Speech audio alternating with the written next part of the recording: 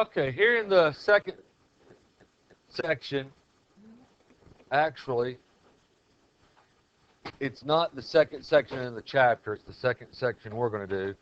It's section 12.4. So flip on over to page 847. Two learning targets. Find the volume of a prism. Find the volume of a cylinder. Now, you might be surprised that those two go in the same section, but they have the same volume formula. For each of them, the volume is going to be the area of the base times the height. Okay? Now, remember now we're talking about a three-dimensional figure, so it's the height of the solid, not just the height of one little surface. Okay? So, what is volume? Well, it's measuring the amount of space enclosed by a figure. And we measure it in cubic units. And here's the way the book explains why it works that way. If you look over here at all the little cubes stacked up, each one of those cubes is 1 foot by 1 unit by 1 unit by 1 unit. 1 unit sideways, 1 unit front and back, 1 unit up. Okay? So count the cubes, and that's how much volume the object has. So if you pretended that all those little cubes stacked up were one solid object, it's 6 across and 4 back, so that's 24 cubes in that bottom layer, right? Then it's 2 cubes high, so there's also 24 in the next, so 24 times 2, that's 48 cubes altogether. So the volume enclosed by that solid is 48 cubic units. And that's how you find the volume of a prism. Okay? So not only is that an example of what volume is, how you measure the space enclosed in cubed units, a little bitty cube. It's also how you find the volume of in a minute, of a cylinder. Okay? So when we did 6 times 4, that's a rectangle. The bottom shape there is a rectangle. The area of that rectangle, again, ignore the fact that all the little cubes are there. Treat it as one solid. The area of that rectangular base would be 6 times 4, wouldn't it? So that is the area of the base. And then the 2 units up and down, that edge would be perpendicular to the base. So that's the height. That's the length of the altitude of the prism. So capital B for the area of the base times H, which is the height of the prism, or the length of the altitude of the prism. So there it is. The volume of a prism is V, capital V equals capital B times H, where capital B is the area of the base and H is the height of the prism.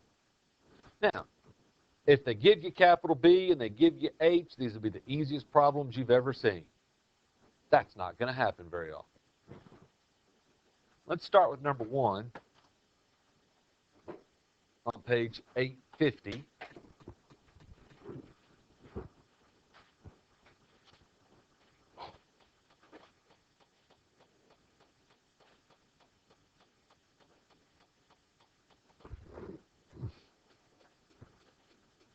Find the volume of each prism, so we know it's a prism. First thing we got to do is we got to identify the bases, because the area of the base, and I say the base, in a prism there's actually 2 of them, right? But they're identical. They're congruent and parallel. That was our definition that we learned yesterday. So we've got to identify the bases, or the base. The bases are congruent and parallel. What are the bases? Those 2 triangles. Okay? None of the rectangles are parallel to each other, are they? So none of those rectangles can be the base. So this triangle up here, and then this triangle back here. You know why some of the lines they make are dotted lines? Yeah, they're hidden from view. It's perspective drawing. Those lines are hidden from view. They're there. They exist. but you can't see them if you're looking at it from the front. So that's why they have those. So the first thing we got to do then, since we know volume equals capital B times H, we need to figure out what capital B equals. Okay?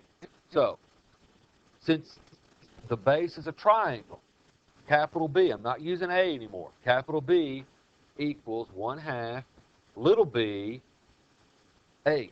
And I don't like using H a whole lot because we're going to have a different H when we actually find the volume, aren't we? This H is the height of the triangle. So this can get a tad confusing. You got to pay attention to the context of the problem, the formula that you're working with. Is that the height of the triangle or is that the height of the prism? It's the height of the triangle. Okay? So 1/2. All right. They did make this part pretty easy for us, though. We know that when we're dealing with a polygon, the base is always one of the sides, and then the height is always perpendicular to that side. So what's the base and what's the height for this triangle? Base is 6, height is 4. So the area of the base then would be 12 square centimeters. Okay? All right, now, volume equals the area of the base times the height of the prism. We just found the area of the base. It's 12 square centimeters. The height, and you gotta realize height is not always vertical. Okay? What height is it's perpendicular to the base. If you're 6 feet tall, when you lay down, you're still 6 feet tall. Your height doesn't all of a sudden become the depth of your chest or the length of your feet if they stick up the farthest, right? It's still 6 feet. So the height is not vertical. The height's got to be perpendicular to the base, or in this case, the base is. So the 9 centimeters, that's the height. So times 9, and what is 12 times 9? So 108. Now, I didn't write the units in all the way, but look. The capital B was centimeters squared.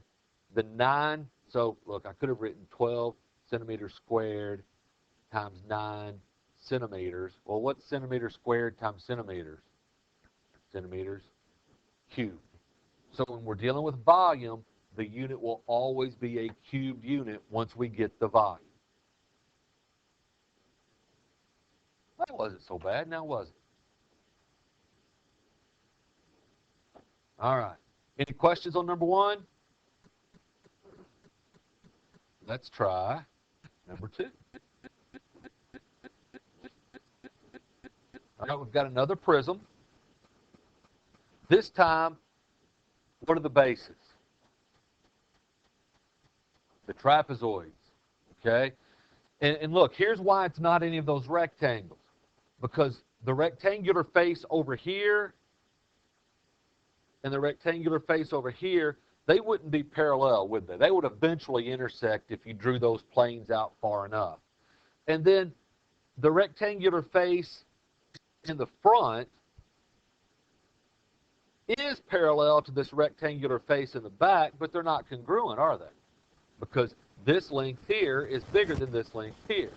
So the bases have to be both parallel and congruent. So it's got to be the trapezoid. All right? So capital B, the area of the base. Since it's a trapezoid, it's 1/2 times the height of the trapezoid times the sum of the bases of the trapezoid.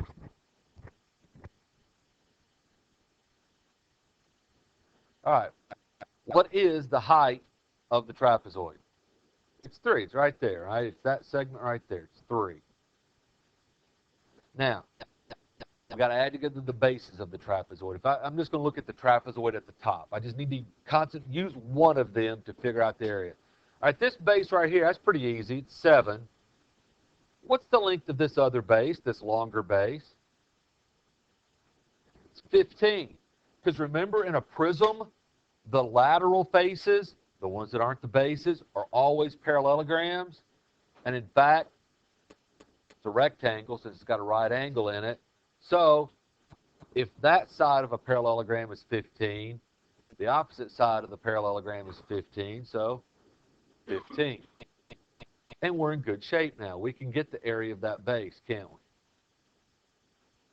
All right, so let's see what that would be. So that'd be 1/2 times 3 times 7 plus 15? 22. 22. Now, 1/2 times 22 is 11. 3 times 11 will be 33 square inches. Now we're ready to tackle volume. For a prism, volume equals the area of the base times the height of the prism. We just found the area of the base to be 33, but we need to look back at the figure. Yeah, they do tell us the height. Sometimes they make us work for it. They tell us, what is it? Which is it? 3, 7, 15, or 12? Why is it 12? Because it's perpendicular to the bases. That's the length of the segment perpendicular to the bases. That's the height. And I don't know what 33 times 12 is off the top of my head. Yeah, that's what I get to. So 396 cubic inches.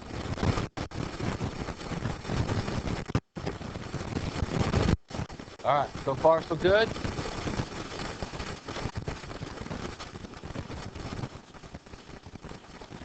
All right, for a cylinder, it works the same way, okay? It's the area of the base, which is a circle, times the height. Now, technically speaking, the height,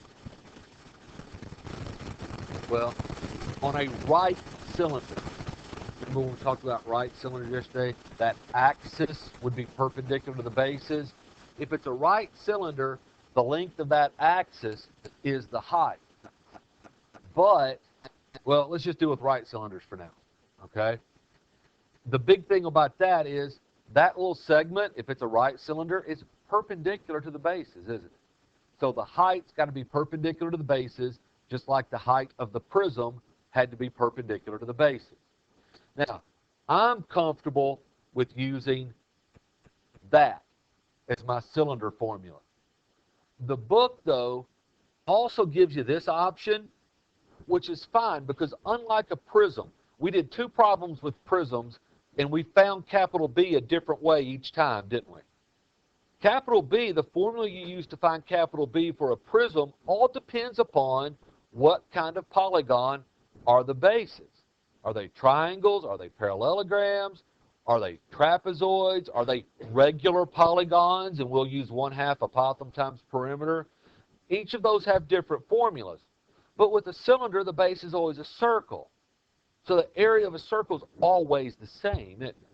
Okay, so capital B is always pi r squared. So most books and most formula sheets, if you ever run across one, will say that the volume of a cylinder is pi r squared h. And that's fine. I will too. But I like you to make this connection. It's the same as it was for a prism. It's the area of the base times the height. Okay? So that way you only have to remember one formula. You just got to remember that you got to know how to find capital B. Do you know how to find the area of a circle? Yep. So you can do a cylinder. Do you know how to find the area of a trapezoid? Yep. So if it's a prism where the bases are trapezoids, then you can do that. Make sense? All right, number 5. We will come back to 3 and 4, I think. Number 5. Find the volume of each cylinder. Now this time they tell us to round, okay? Because since the base is a circle, we're always going to have pi in our answer, aren't we? Okay? So we'll get the exact answer first if we can, then we'll round it. All right? So capital B will be pi r squared. So capital B is going to equal pi times, well, they tell us the radius. So 3.7 squared. So 3.7 squared, 13.69. So capital B is 13.69 pi square feet. All right. Now, they give us that 4.8 feet, and they give it to us as the length of that segment. Now, and they don't flat out tell us that this is a right cylinder, but here's the way we need to do. If we don't have any indication that it's not, then we're going to say that it is. Okay? And since we're doing, and same thing with prisms, and same thing with pyramids and cones when we get to them. If they don't indicate that it's not a right three-dimensional figure, then as long as we know it's not, we're going to say that it is. That'll get us 99 times out of 100, that gets us the right. So here's the thing. If I draw in an axis, couldn't I then do that and have a little rectangle? So if that segment here is 4.8, that's 4.8. So that's perpendicular, that's perpendicular. So they may, look, in fact, they're probably going to usually tell you the length of, and I can't even call that an edge, can I? Because that's a curved surface. But it's a segment that connects the top face to the bottom face. And it's perpendicular to that top. Okay? So, volume equals area of space, height, area of space, 13. Pi, the height is 4.8. So let's go ahead and multiply 13.69 times 4.8.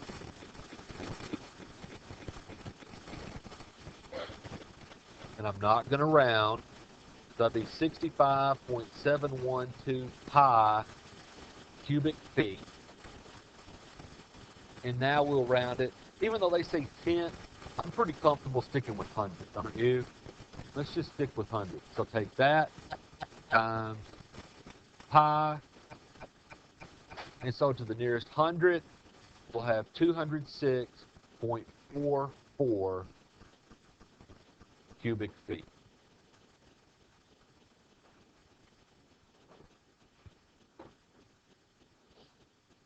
Any questions?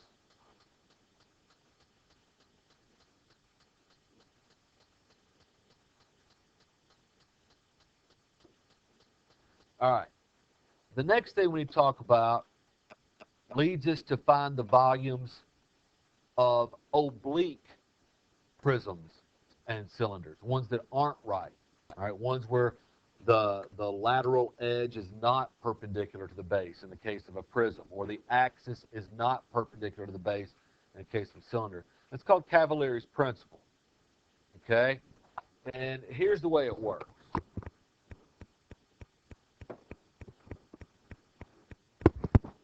If I make a prism out of these 5 workbooks, so think of that as one solid object, I can find its volume, correct? The area of the base times the height. Now, since this is made up of these 5 workbooks, if I then take this and then just kind of lean it over a little bit, is it taking up any more space or any less space than it was before? No, it's the same amount of space. Notice this too. If that represents a base, did the area of the base change? No. Okay? And look, if this distance right here represents the height, does the height change? No. So we can find the volumes of oblique solids using the exact same formulas that we use to find the right solid. So it's still the area of the base times the height. Okay? And in the book, they explain it basically the same way I do with the books. Okay? You've got 3 books. You find the volume taken up by those 3 books, the volume of those 3 volumes. And then you lean them over, it's still taking up the same amount of space. So you can still use the same formula. The thing you got to watch out for is if it's not a right prism or a right cylinder or a right cone or a right pyramid, then the height is not going to be one of the edges. The height has to be a segment that's perpendicular to the base, or bases. Okay? Now let's try number 3. This time we have an oblique rectangular prism. Well, I think I could have figured out it was oblique, but I appreciate them telling me. That way I don't have to wonder. But we find it the same way. We find the volume the same way. So first, let's figure out what capital B is. All right. With rectangular prism, think of just a box. You can choose a lot of different bases, can't you? If you think of just your regular, I don't, yeah, I do. If you think of just a regular box here, this is a rectangular prism. Well, couldn't the top face and the bottom face be the bases? Or couldn't the left and the right be the bases? Or couldn't the front and the back be the bases? Because in each case, we get a pair of rectangles that are congruent to each other and parallel to each other. So in a rectangular prism, if it's a right rectangular prism, it doesn't really matter which pair of rectangles you choose to be the bases. But it does here, because we need to choose the rectangles so that we can also figure out what the height is. So I'm actually going to kind of start by figuring out which one of those segments that they give me must represent the height. Well, it's this one, isn't it? Because they're telling us that that length of 2.2 meters is perpendicular to this rectangle right here. Okay, do you see that that's what the drawing's trying to tell you? So, if that's the height, then finding the area of that rectangle is going to give us capital B. So, 2.5 times 4.9 is going to be capital B.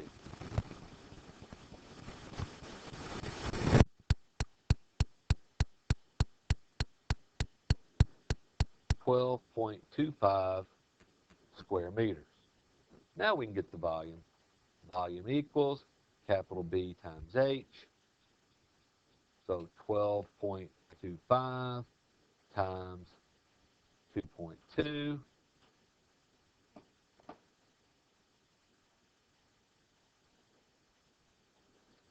And we get 26.95 cubic meters.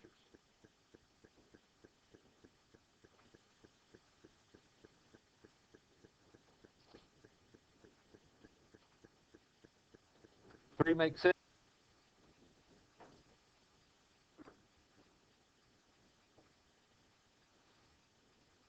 All right, number 4. We're supposed to find the volume of an oblique pentagonal prism. All right, so that's scary, right? Pentagon. I'm thinking, okay, if it's a regular pentagon, the area is 1/2 apophysis times perimeter. I got all these thoughts going through my mind, but maybe I should just keep reading. With a base area of 42 square centimeters, didn't they just tell us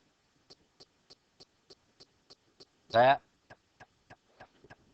And a height of 5.2 centimeters. Didn't they give us every single thing we need to find the volume? Yeah. So they didn't even give us a drawing for this thing. But what they gave us in that little sentence, though, or sentence fragment in this case, is everything we need to find the volume in one step. Volume equals capital B times H. So 42 times, 42 times 5.2, and we'll get 218.4 cubic centimeters.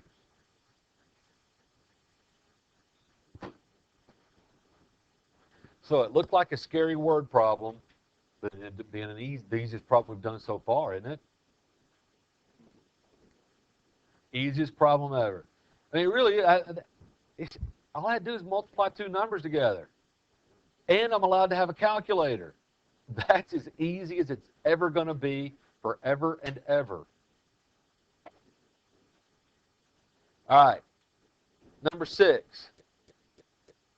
Do we care that that's an oblique cylinder? Not really.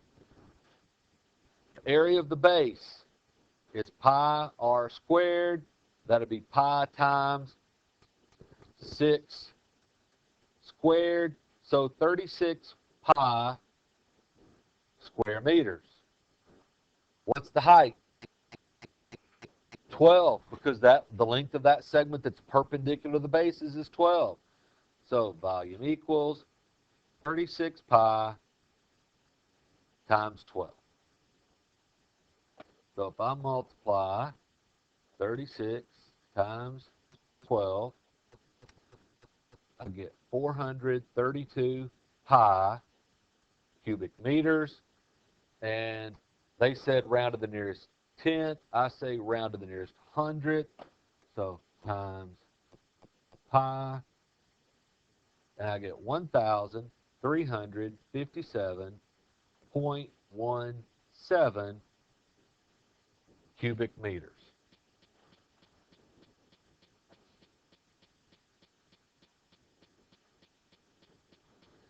Well, now, we're just rolling along, aren't we?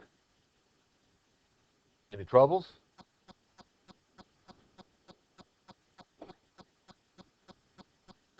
Number 7. They don't give us a drawing this time. But they tell us that we have a cylinder with a diameter of 16 centimeters. I don't really want the diameter. What do I want? So the radius is 8 centimeters and a height of 5.1 centimeters. Go. Find the volume.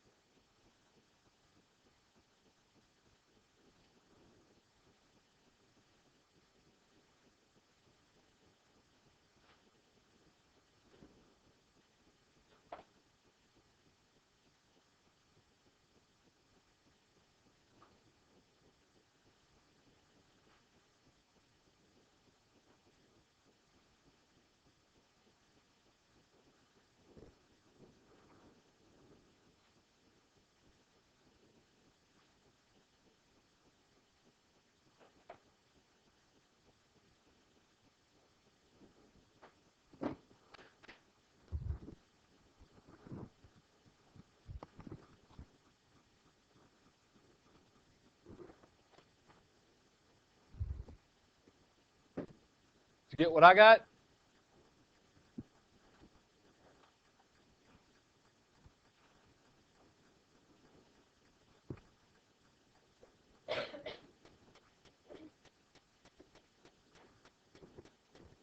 Do number 8.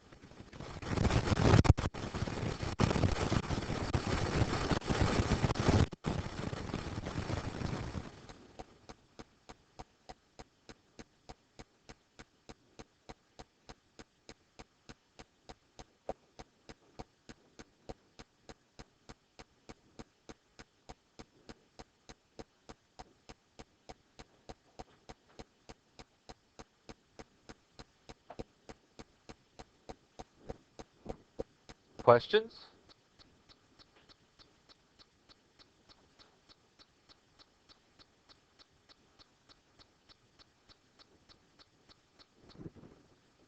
Okay, last example. A rectangular lap pool measures 80 feet long by 20 feet wide. If it needs to be filled to 4 feet deep and each cubic foot holds 7.5 gallons, ooh, they switched to gallons on us. How many gallons will it take to fill the lap pool? Somebody give me a strategy here. What do I need to do?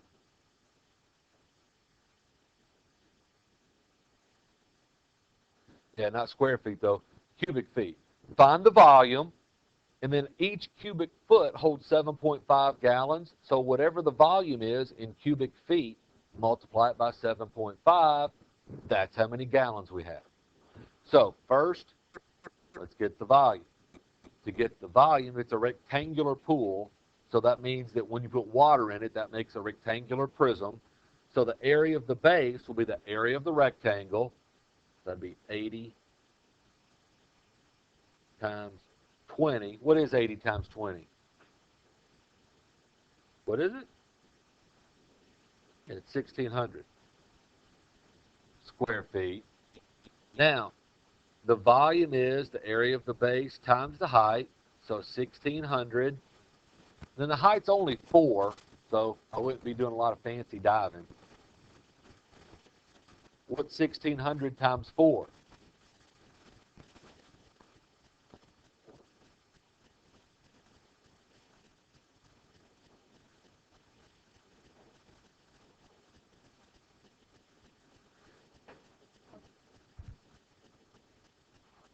Okay? So, the number of gallons equals 6,400 times 7.5. 6,400 times 7.5. And we get 48,000 gallons. That's a lot of gallons.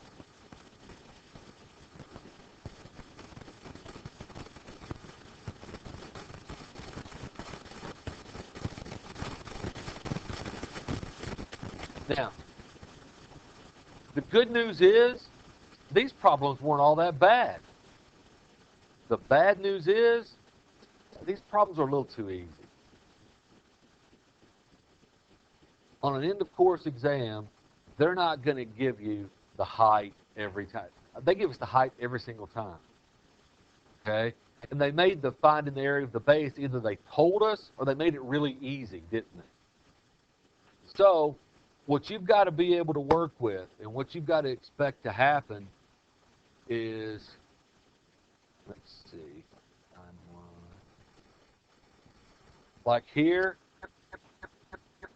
instead of telling you that, maybe they tell you that distance and that distance and make you find the height, that kind of thing. So be willing, and hopefully we'll run into a few in the homework where you have to work a little harder to get the pieces. They gave us, at least here early in the assignment, they gave us too much information. Okay? You guys are smart.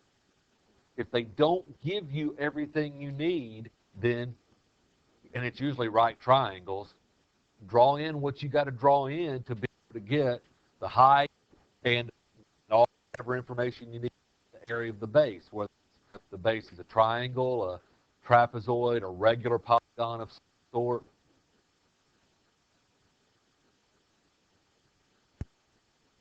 Assignment.